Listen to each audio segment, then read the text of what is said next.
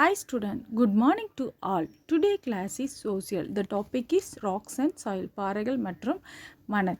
Already talk about this topic yesterday. Yesterday I will teach about igneous rocks, segmentary rocks and metamorphic rocks. So today I will continue the topic classification of soil. Classification of soil today. Okay. So soil is classified on the basis of the formation, colors, physical and chemical properties bands on the earth.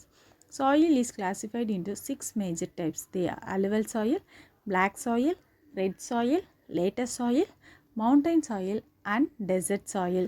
So என்ன அப்படின்னா மண் வந்து 6 வகையாக பிரிக்கிறாங்க. So எதுனா அதோட கலர்ஸை வச்சு அதோட ஃபிசிக்கல் இயற்கை அமைப்பு அப்புறம் கெமிக்கல் ப்ராப்பர்ட்டிஸ் வச்சு எப்படி ஃபார்ம் ஆகுது அப்படின்னு சொல்லி 6 வகையாக பிரிக்கிறாங்க. என்னென்ன அப்படின்னா அலுவல் சாயில் அப்படின்னா என்ன அப்படின்னா வண்டல் மண், பிளாக் சாயில்னா கரிசல் மண், ரெட் சாயில்னா செம்மண், லேட்டர் சாயில் அப்படின்னா மவுண்டைன் சாயில் அப்படின்னா மலைமண், டெசர்ட் சாயில் அப்படின்னா பாலைவனம். இது எல்லாமே வந்து மண்ணோட வகைகள். ஃபர்ஸ்ட் வந்து அலுவல் சாயில் அப்படின்னா என்ன அப்படின்னா வண்டல் மண். The soils are found in the region of river valley, flood plains and coastal region. They are formation by the deposit of the slide by the running water. It is the most protective of all soils. It is suitable for the cultivation of sugarcane, jute, rice, wheat and other food crops. So என்ன அப்படின்னா இந்த வகையான மண் வந்து என்னென்னா river வேலி அதிகமாக ஆற்று பள்ளத்தாக்குகளில் வந்து இருக்கும். அதே மாதிரி ஃப்ளோட் பெயின் வெள்ளம் அடித்து செல்லக்கூடிய பகுதிகளில் வந்து இருக்கும். ஸோ அடுத்தது வந்து கோஸ்டல் ரீஜன் கடற்கரை பகுதிகளில் வந்து இந்த வகையான மண் வந்து அதிகமாக இருக்கும். ஸோ இது வந்து ஒரு இடத்துல வந்து ரன்னிங் வாட்டர் போகக்கூடிய இடத்துல தண்ணி ஆறாக ஓடிக்கிட்டு இருக்கிற இடத்துல வந்து படிஞ்சிருக்கக்கூடிய மண் அப்படின்னு சொல்லலாம். ஸோ இது வந்து இந்த இடத்துல வந்து என்னென்னா இந்த சாயிலில் வந்து எல்லா வகையான ப்ரொடக்டிவ் உற்பத்தி செய்யக்கூடிய பொருட்கள் வந்து இருக்குது. அக்ரிகல்ச்சருக்கு வந்து ஏற்றது. ஸோ இது வந்து சுகர் கேன் பயிரிடலாம், கரும்பு, ஜூட், சணல், ரைஸ், அரிசி, வீட், கோதுமை, அது இல்லாத உணவு தானியங்கள் எல்லாமே வந்து இந்த வகை மண்ணில் வந்து கழிக்கலாம். எந்த வகைனா அலுவல் சாயிலில் வந்து கல்டிவேட் பண்ண முடியும். ஸோ இது வந்து அலுவல் சாயில். நெக்ஸ்ட் ஒன் என்ன அப்படின்னா black soil. These soils are formed by the weather of igneous rocks. Black soil is clayey in nature. It is retentive of moisture. It is deal from growing cotton. So என்ன அப்படின்னா இது வகையான வந்து rocks வந்து என்னென்னா இக்னோரியஸ் rocks. இது வந்து soil இந்த வகையான மண் வந்து என்னென்னா இக்னோரியஸ் ராக்ஸ் இருக்கக்கூடிய பகுதிகளில் வந்து இருக்கும். ஸோ இது வந்து என்னென்னா கிளேயி, ஸோ வந்து களிமண்ணான ஒரு மண் அப்படின்னும் சொல்லலாம். நேச்சரே ஒரு களிமண்ணான மண். இது வந்து என்னது அதிக மாய்ஸ்சரைசர் வந்து இருக்காது. ஸோ இது வந்து க்ரோயிங் இந்த பகுதியில் என்னென்னா அதிகமாக காட்டன் பருத்தி விளையக்கூடிய மண் தான் வந்து கரிசல் மண், பிளாக் சாயில் அப்படின்னு சொல்கிறோம். அடுத்தது ரெட் சாயில் அப்படின்னா செம்மண். These soils are formed by the weathering of metamorphic rocks and crystalline rocks. The pressure of iron oxide makes this soil brown to red in color. It is usually found in a semi-arid regions. It is not a fertile soil. It is suitable for a millet cultivation. So என்ன அப்படின்னா இது வந்து எதை குறிக்கும் அப்படின்னா metamorphic rocks தான் வந்து குறிக்கும். ஸோ உருமாறும் பாறைகள். ஸோ இது வந்து கிறிஸ்டலியன் ராக்ஸ் அப்படின்னும் சொல்லலாம். என்னென்னா அந்த கிறிஸ்டல் மின்னுவதற்குரிய துகள்களுடைய கல் அப்படின்னு சொல்லலாம். இங்கே வந்து அதிகமாக என்ன இருக்குது அப்படின்னா இரும்பு துகள்கள் வந்து இருக்குது. இது வந்து ப்ரௌன் கலரில் இல்லை ரெட் கலரில் வந்து இருக்கும் இந்த சாயில். ஸோ இதில் வந்து செமி அரைட் ரீஜன் வந்து வட்ட நிலங்களில் தான் இருக்கும். இது வந்து நாட் ஃபர்டைல் சாயில். இது வந்து என்னது இதுக்கு பயிரிடுறதுக்கு எது சூட்டபிள் மில்லட் கல்டிவேஷன், தானியங்களுக்கு வந்து ஏற்றது. கம்பு, ஆரியம் இது மாதிரி மில்லட்ஸ்க்கு வந்து இந்த ரெட் சாயில் வந்து உகந்தது அப்படின்னு சொல்லலாம். அடுத்தது later soil. These are the type of soil of tropical region. These soils are found in the region which experience alternate wet and dry conditions. As their soils are formed by the pressure of leaching, it is infertile. It is suitable for plantation crops like tea and coffee. So என்ன அப்படின்னா இந்த types of soil வந்து என்னென்னா ட்ரோபோகல் ரீஜியனில் வந்து இருக்கும். இந்த ரீஜனில் வெட்டாக இருக்கும், இல்லைன்னா ட்ரையாகவும் இருக்கும். ட்ரை பிளேஸாக இருக்கும், இல்லைனா அரை வெப்பநிலை வந்து அதிக ஈரப்பதத்தோடு வந்து இருக்கும்.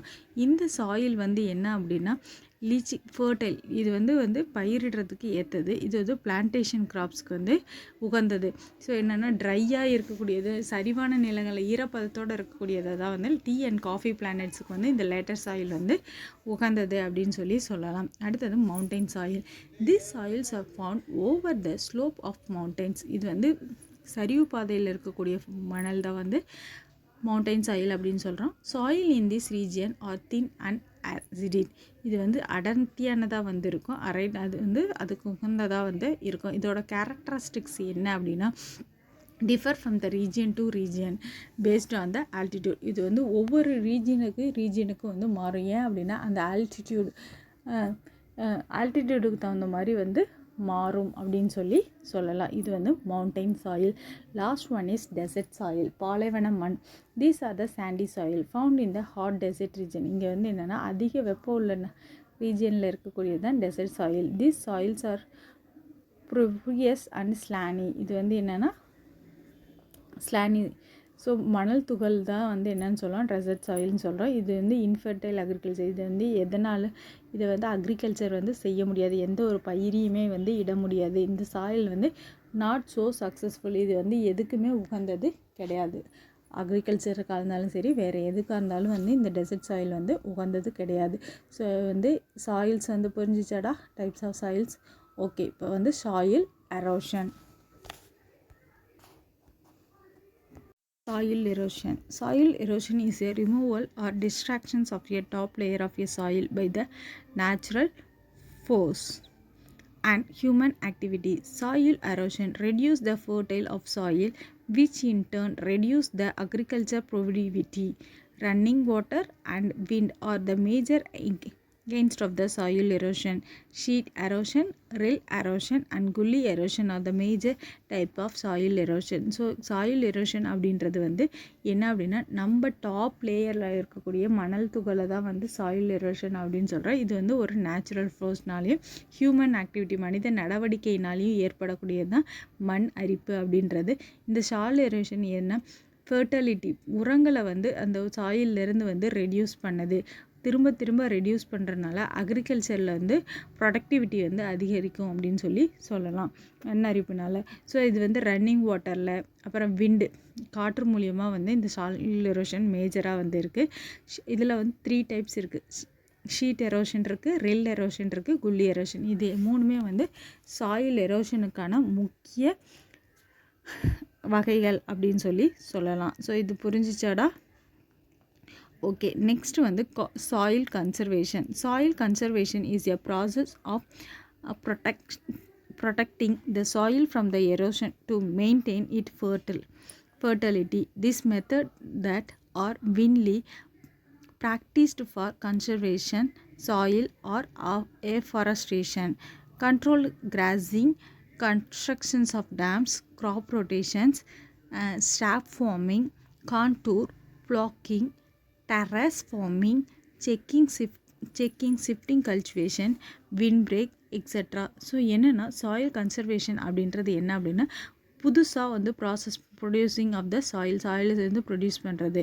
ஸோ இது வந்து மெயின் ஃபர்டிலிட்டி அப்படின்னா உரங்கள் மூலியமாக வந்து ப்ரொடியூஸ் பண்ணுறது. இந்த மெத்தட் வந்து இப்போ வந்து அதிகமாக வந்து அந்த கன்வர்ஷன் வந்து பண்ணிக்கிட்டு இருக்காங்க. ஏன் அப்படின்னா காடுகளை அழிக்கிறதுனால, அதே மாதிரி புல்கள் வளர்றது, டேம்ஸ் கட்டுறது, நிறைய கிராப் ரொட்டேஷன் மாறி பயிர்களை இடுறது, அப்புறம் ஸ்ட்ராப் ஃபார்மிங் படிக்கட்டு மாதிரி ஃபார்மிங் முறை, கான்ட்ரூ ப்ளக்கிங், அப்புறம் டெரஸ் ஃபார்மிங் நம்ம வீட்டுக்குள்ளேயே வந்து தோட்டம் வளர்க்குறது, அப்புறம் checking shifting cultivation, wind break. இதனால என்ன ஆகுது அப்படின்னா சாயில் கன்சர்வேஷன் வந்து ஏற்படுது. So last one is uses of சாயிலோட யூசஸ் என்ன? Soil is one of the important natural resources. It is the basic requirement of the plant growth and support various life form on this earth. So soil அப்படின்றது ஒரு இம்பார்ட்டண்டான soil resources கனிமங்கள் அப்படின்னு சொல்லலாம். இதோட requirement என்ன அப்படின்னா செடிகள் வளர வைக்கிறதும் அதே மாதிரி லைஃப் ஃபார்மில் வந்து நிறைய வேரியேஷன் சப்போர்ட் வந்து எர்த்துக்கு கொடுக்கறது தான் இதோட வேலை. ஃபஸ்ட் ஒன் வந்து the mineral present in the soil engage and nourishes the crop and plant. So என்னென்ன அதுக்கு தேவையான மினரல்ஸ் தாதுக்களை வந்து சாயிலுக்கு வந்து கொடுக்கணும். ஸோ கிராப் பிளான்டிங்கு அதுதான் வந்து முக்கியம் அப்படின்னு சொல்கிறாங்க. அடுத்தது it is used in a making a ceramic or pottery. So இது எதுக்காக யூஸ் ஆகுது அப்படின்னா நம்ம பானை செய்கிறோம்ல, பானை செய்கிறது, அப்புறம் வந்து ஜாடி செய்கிறது, அப்புறம் தொட்டி செய்கிறது, இது எல்லாமே செராமிக்கில் வடிவங்கள் செய்கிறது, சிற்பங்கள் செய்கிறது, இது எல்லாமே என்னென்னா இந்த செராமிக்லேயும் பாட்ரிக்லேயும் இந்த மணல் மூலியமாக வந்து செதுக்குறாங்க. அடுத்தது it is a source of materials found construction and handcraft works. அதே மாதிரி பில்டிங் கட்டுறதுக்காக, கன்ஸ்ட்ரக்ஷன் ஒர்க்குக்காக, அப்புறம் ஹேண்ட்கிராஃப்ட் கைவினை பொருட்கள் செய்கிறதுக்கும் இந்த மினரல் சாயில் வந்து உதவுது. It acts on a natural filter of water and purify it. So இது வந்து நேச்சுரல் ஃபில்டர் எஃபெக்ட் கொண்டது. இது வந்து இயற்கையாகவே வந்து பியூரிஃபை பண்ணக்கூடியது எது அப்படின்னா இந்த soil support ecosystem and play an important role of land management. இந்த சாயில் சப்போர்ட் ecosystem தான் இந்த லேண்ட் மேனேஜ்க்கு வந்து இம்பார்ட்டண்ட் ஒரு ரோலாக வந்து இருக்குது. Rocks and soils R the important renewable resource, natural resource. Both of them play an important role in everyday life of human being as well as economic development. Nowadays, rock-based companies are in increasing, which provides employment to a sizable population. Soil attract human settlement and other economic activities. As India is a agriculture country, the proper management of soil resource will lead to the sustainable food productions. Beside it used for variation other purpose. So the soil resources must be conserved. So என்ன அப்படின்னா rocks and soil, rock அப்படின்றது வந்து பாறைகள், soil மணல், இது வந்து முக்கியமான renewable resource, புதுப்பிக்கக்கூடிய வளம் அப்படின்னு சொல்லலாம். இது வந்து ஒவ்வொரு நாளும் நம்மளோட டே டு டே லைஃப்பில் வந்து ஹியூமன் பீயிங்காக இருக்கட்டும், இல்லை எக்கனாமிக் டெவலப்மெண்ட்டாக இருக்கட்டும், எல்லாத்துக்குமே வந்து இம்பார்ட்டன்ட் ரோலாக வந்து இது ரெண்டுமே வந்து இருக்குது. ஸோ இப்போ இருக்கக்கூடிய டேஸில் வந்து ராக் பேஸ்டு கம்பெனிஸ் தான் வந்து அதிகரிச்சுக்கிட்டே வந்து வருது. ஸோ எம்ப்ளாய்மெண்ட் அதிகமாக வேலை வாய்ப்புகள் அதுதான் வந்து கொடுக்குது. ஏன் அப்படின்னா பாப்புலேஷன் அதிகரிக்க இதனால் இது வந்து ப்ரொவைட் பண்ணுது எம்ப்ளாய்மெண்ட்டை. அதே மாதிரி ஒவ்வொரு பகுதியிலும் ஹியூமன் செட்டில்மெண்ட்டு, எக்கனாமிக் ஆக்டிவிட்டிக்காக சாயில் வந்து ரொம்ப உகந்ததாக வந்து இருக்குது. ஸோ இந்தியா அப்படின்றது வந்து ஒரு விவசாய நாடு. அந்த விவசாய நாடை ப்ராப்பராக மேனேஜ் பண்ணுறதுக்கு வந்து மண் வளம் அப்படின்றது ரொம்ப சூட்டபுளான வேணும். ஸோ ஏன் அப்படின்னா நம்மளுக்கு ஃபுட் ப்ரொடக்ஷன் அப்படின்றது சூட்டபுளாக இருந்தால் தான் வந்து அது வந்து முக்கியமானதாக நம்ம கண்ட்ரியை வந்து லீட் பண்ண முடியும். ஸோ அதே மாதிரி நிறைய பர்பஸுக்காக வந்து இந்த வந்து மண் வகைகள் வந்து உதவுது. So soil resource must be conserve. நம்மளுக்கு சாயில் ரிசோர்ஸ் அப்படின்றது வந்து ரொம்ப முக்கியமானது அப்படின்னு சொல்லலாம். This lesson is over. இந்த லெசனில் நம்ம என்னடா பார்த்தோம் அப்படின்னா ராக்ஸ்னால் என்னென்னு பார்த்தோம், அதுக்கு என்னென்ன மினரல்ஸ் இருக்குது அப்படின்னு சொல்லுவோம். இக்னோரியர் ராக்ஸ்னால் என்னென்னு பார்த்தோம், செக்மெண்ட்ரியேட் ராக்ஸ்னால் என்னென்னு பார்த்தோம், மெட்டாமார்பிக் ராக்ஸ் அப்படின்னா என்னென்னு பார்த்தோம். ஸோ அதே மாதிரி சாயில் அப்படின்றது என்ன அப்படின்னு சொல்லி பார்த்தோம், சாயிலோட டைப்ஸ் பார்த்தோம், அதே மாதிரி சைக்கிள் ஆஃப் சாயில்ஸ் அப்படின்றத பார்த்தோம், அப்புறம் யூசஸ் ஆஃப் சாயில் அப்படின்றதும் பார்த்தோம். This lesson is over. I will give the homework. The homework is so classified and explain the soil. So என்னென்ன இருக்குது அப்படின்றத கிளாஸிஃபை பண்ணி எக்ஸ்பிளைன் பண்ண சொல்கிறாங்க. This one is homework and write it and send me in your WhatsApp group.